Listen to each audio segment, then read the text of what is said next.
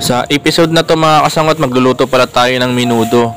Pagpasensyahan nyo na mga kasangot dahil ilang araw na tayong hindi nakakapag-upload ng ating video dahil na busy lang tayo sa mga ginagawa natin sa araw-araw mga kasangot. At samahan nyo pala ako dito.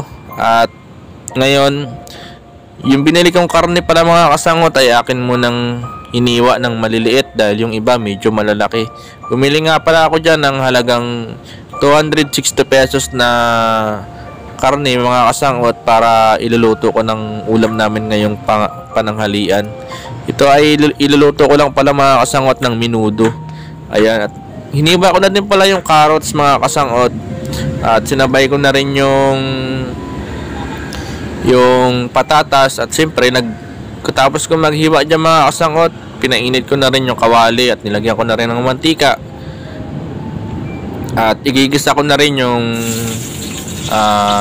bawang saka sibuyas mga kasangot. Hinalo-halo ko lang yan ng kaunti para lumabas yung aroma ng bawang sibuyas. At yan mga kasangot, hinalo-halo ko lang yan. At ilalagay ko na rin yung karne na minarinate ko mga kasangot. Lagyan ko lang yan ng toyo saka ketchup. At yan, at hinalo-halo ko na lang din ng kaunti mga kasangot. At ito mga kasangot, malapit na yan.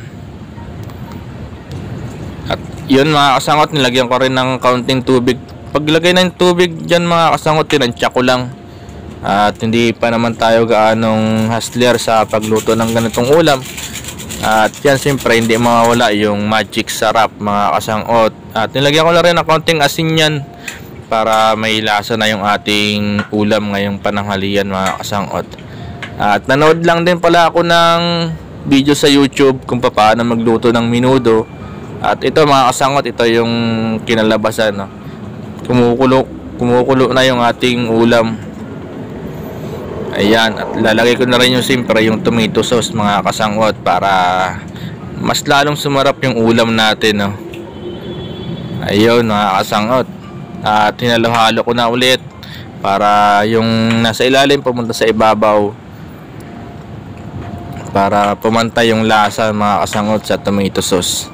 At yun, pinakuluan ko lang yan mga kasangot hanggang sa maluto. At yun, yung atay pala na yan mga kasangot, halagang 40 pesos. Grabe, napakamahal talaga ng bilihin dito sa Maynila. Kaya kailangan mo talaga ng sipag at tiyaga.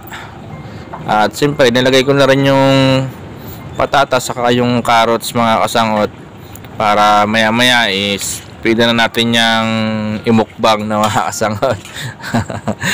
Magpasensya nyo na mga kasangot, ni tayo hastila sa pagluto ng gantong ulam. Ang lagi lang natin niluluto siyempre yung sinigang, adobo, saka siyempre prito, ganyan.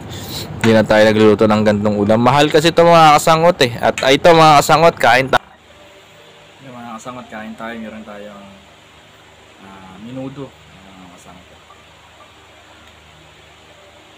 Ayun po, Merry Christmas pala sa lahat.